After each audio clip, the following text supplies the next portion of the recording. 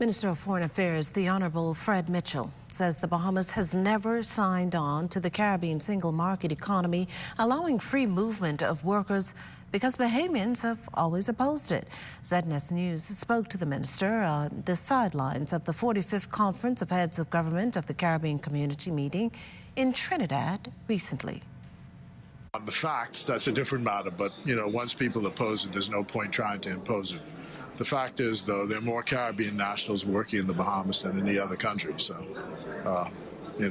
the work permit regime doesn't really resolve that because the country has, there are issues related to, for example, teachers. There's a shortage of teachers, shortage of nurses, so you need to import labor.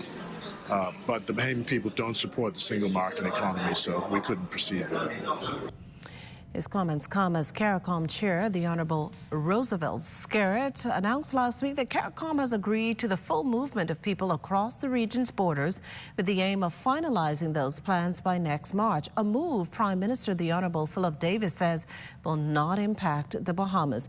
Mitchell also addressed the Bahamas' recent reliance on Cuban nurses and foreign teachers to fill in the gap when there is a shortfall in the context of the Caribbean single market and economy.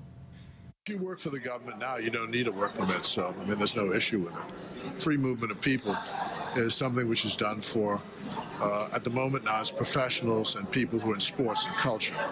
And you get a certificate from the country to say that you are certified as a professional, and this allows you to move into the other space without the need for a work permit.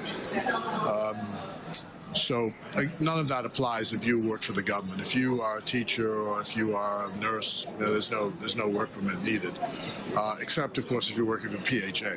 But that's slightly different because that's a corporation. But if you work directly for the government, there's no work permit, and there is a shortage of teachers, no question.